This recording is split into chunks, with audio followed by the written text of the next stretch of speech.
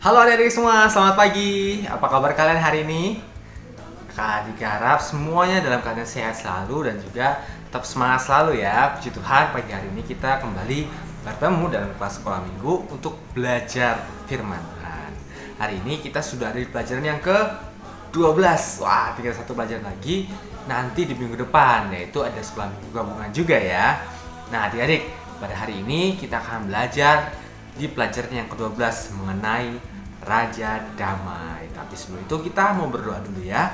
Mari kita bersatu dalam doa. Tuhan Yesus, terima kasih untuk pagi hari ini. Kau memberikan kami kesempatan untuk boleh kembali belajar firman Tuhan. Kami mengucap syukur untuk kesehatan, kami mengucap syukur untuk kekuatan, bahkan juga kami mengucap syukur untuk pemeliharaan yang Tuhan berikan kepada kami, kepada papa mama kami, saudara-saudara kami, sehingga kami tetap bisa beraktivitas. Bahkan juga pagi hari ini kami bisa merasakan berkat Tuhan di hari Minggu ini untuk belajar firman Tuhan juga. Terima kasih Tuhan, biarlah kami bisa belajar dengan baik dan juga kami bisa mengerti bahwa hanya Engkau-lah Raja Damai dalam kehidupan kami. Terima kasih Tuhan, kami serahkan semuanya di dalam kuasa-Mu. Engkau berkati semua perangkat yang kami gunakan supaya dapat digunakan dengan baik. Terima kasih Tuhan Yesus, hanya dalam nama Tuhan Yesus kami telah berdoa dan ucap syukur.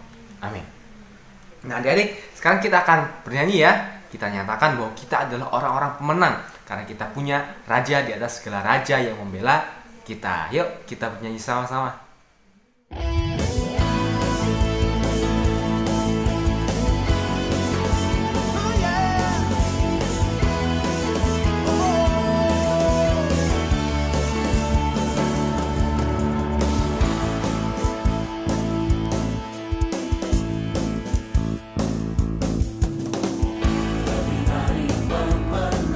Dalam segala perkara,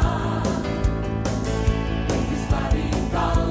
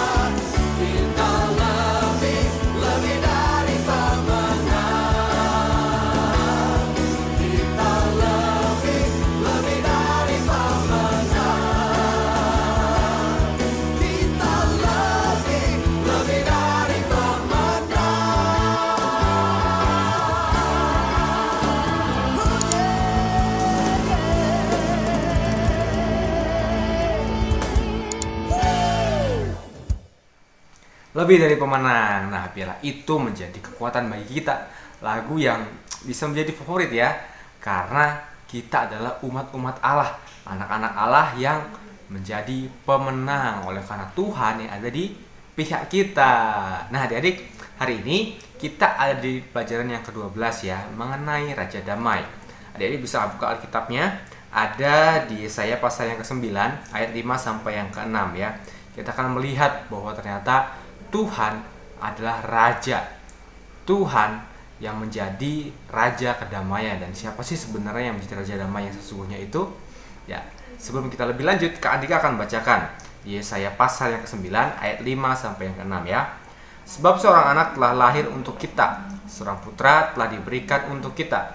Lambang pemerintahan ada di atas bahunya, dan namanya disebutkan orang Penasihat Ajaib, Allah yang perkasa, Bapa yang kekal, Raja Damai. Besar kekuasaannya dan damai sejahtera tidak akan berkesudahan di atas tahta Daud dan di dalam kerajaannya, karena ia mendasarkan dan mengokohkannya dengan keadilan dan kebenaran dari sekarang sampai selama-lamanya.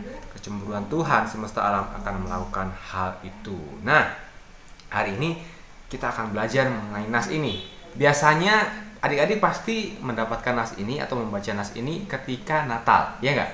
Ya, ketika hari kelahiran Tuhan Yesus. Tapi hari ini kita belajar lebih dahulu ya, lebih cepat beberapa waktu sebelum hari Natal nanti. Mungkin nanti dari Natal akan belajar mengenai hal ini lagi. Tapi hari ini kita akan melihat bahwa ternyata nas ini, tulisan ini adalah suatu firman Tuhan dari Allah yang disampaikan kepada Nabi Yesaya. Pada waktu itu Yesaya ada di kerajaan Yehuda. Dia harus menyampaikan kepada Raja Ahaz supaya dia percaya kepada Tuhan. Tuhan yang menjadi raja, pemerintahannya akan kekal selama-lamanya. Oleh karena itulah sang nabi ini, Nabi Yesaya, memerintahkan supaya Raja Ahaz percaya kepada Tuhan.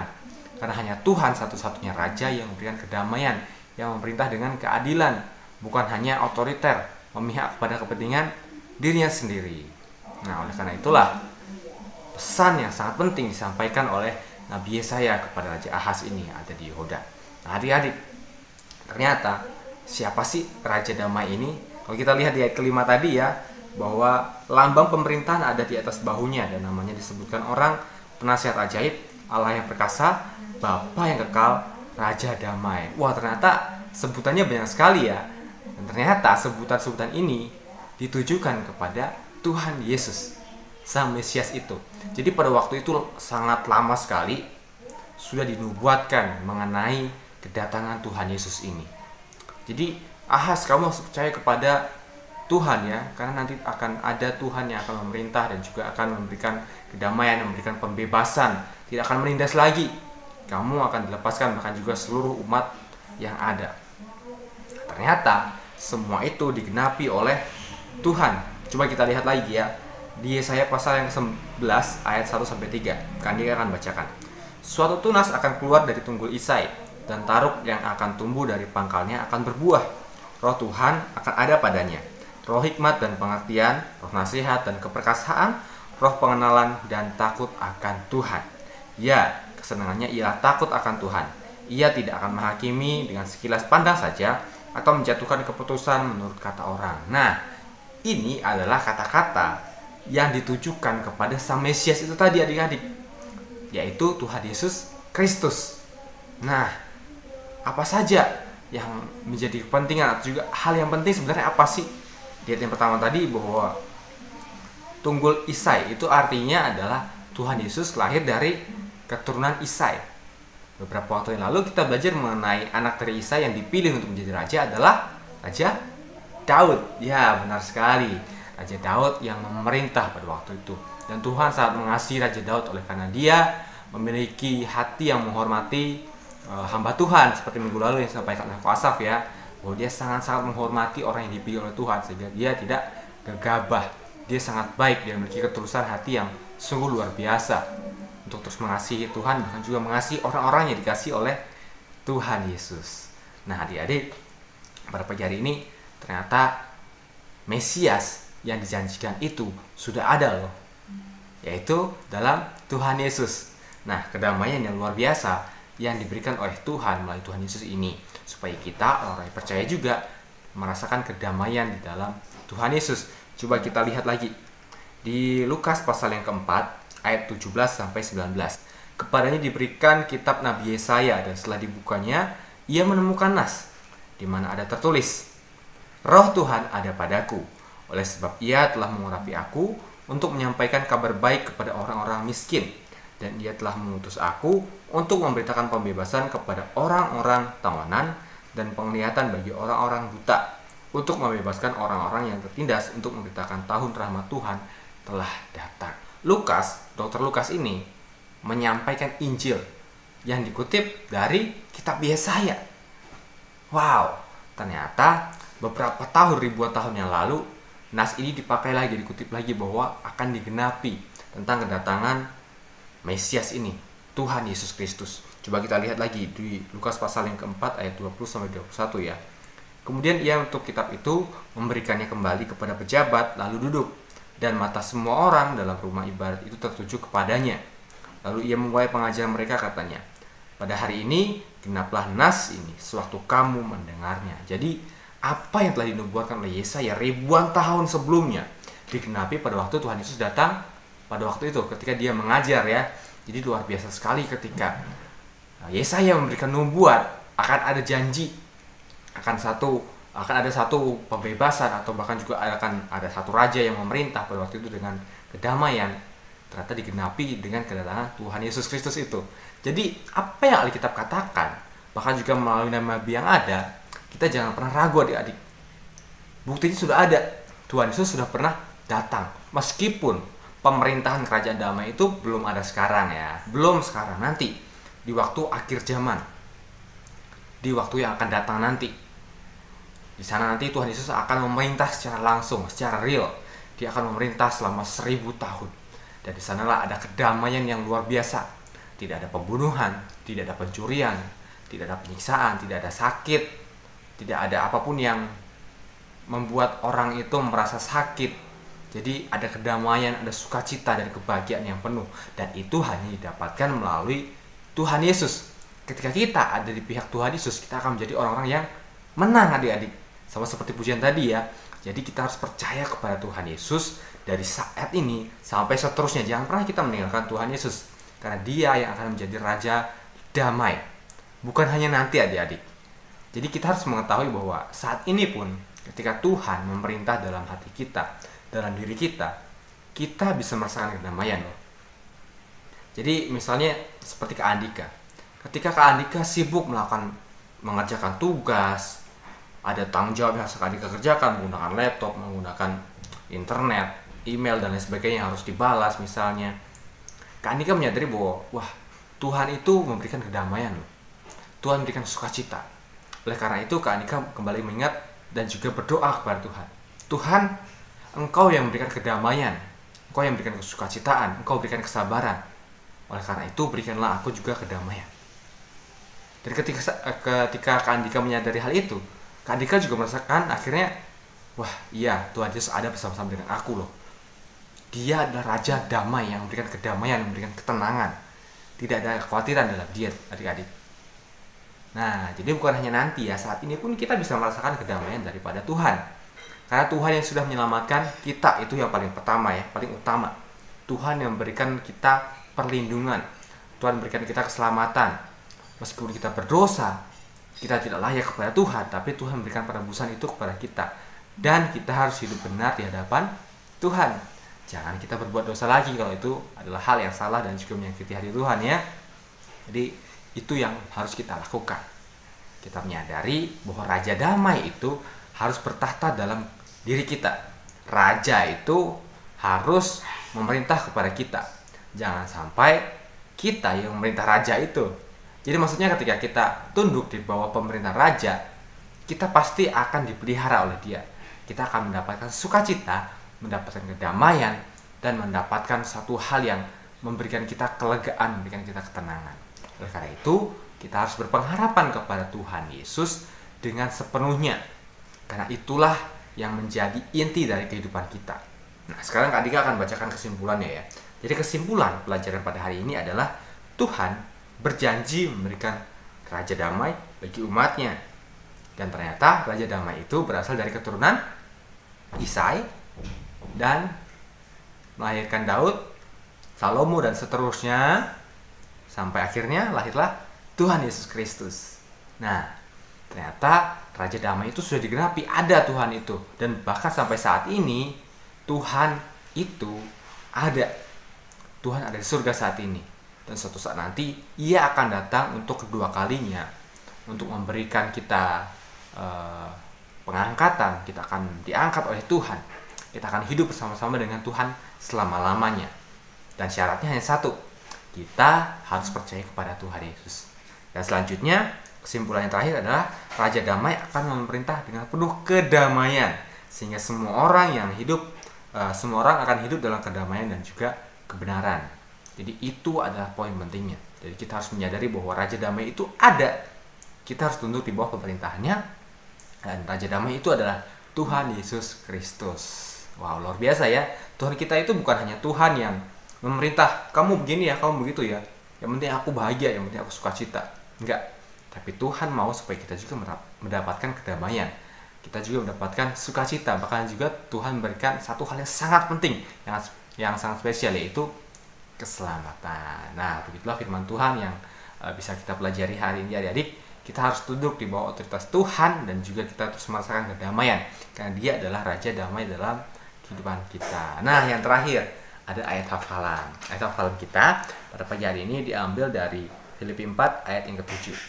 Damai sejahtera Allah yang melampaui segala akal akan memelihara hati dan pikiranmu dalam Kristus Yesus. Filipi 4 ayat 7. Damai sejahtera Allah yang melampaui segala akal akan memelihara hati dan pikiranmu dalam Kristus Yesus. Amin. Nah, demikianlah sekolah minggu kita pada pagi hari ini, adik ya. Biarlah kita bisa melakukan semua firman Tuhan dalam kehidupan kita. Kita meyakini Tuhan Yesus sebagai satu-satunya juru selamat, sumber kedamaian dan juga kebenaran. Dan juga kita terus bersukacita oleh karena Tuhan yang memberikan kedamaian kepada kita. Oh ya, adik-adik, jangan lupa untuk terus memberikan persembahan ya, yang terbaik kepada Tuhan. Bisa minta tolong untuk papa ataupun juga mama mentransferkan nanti kalau sudah terkumpul ya. Dan jangan lupa minggu depan ada sekolah minggu yang terakhir untuk triwulan ini. Ada sekolah minggu gabungan, jangan sampai lupa ya. Itulah firman Tuhan kita dan juga semua informasi tentang sekolah minggu kita. Tetap sehat selalu ya adik-adik, tetap kuat dan juga tetap bersukacita dalam Tuhan. Sekarang kita akan menutup dalam doa. Mari kita berdoa. Tuhan Yesus, terima kasih untuk pagi hari ini. Kami sudah belajar bagaimana Engkau menjadi Raja Damai dalam kehidupan kami. Tolong kami supaya terus percaya kepada Tuhan, terus meyakini bahwa Tuhanlah satu-satunya juru selamat kami, hanya Tuhan yang menolong kehidupan kami, tidak ada Tuhan yang lain, tidak ada berhala-berhala lain, bahkan juga tidak ada satupun benda atau juga oknum lain yang menjadi sandaran kami. Hanya Engkau saja Tuhan yang menjadi sandaran kami, sumber sukacita kami, sumber kedamaian dalam kehidupan kami. Kau berkati segala aktivitas kami Tuhan, untuk sekolah kami, papa mama kami yang bekerja, lindungi mereka, jagai mereka Tuhan Yesus. Kami serahkan semua dalam kuasa-Mu Tuhan. Hanya dalam nama Tuhan Yesus kami telah berdoa dan bersyukur. Haleluya. Amin. Ya, amin adik-adik. Tuhan Yesus berkati ya. Happy Sunday. Dadah.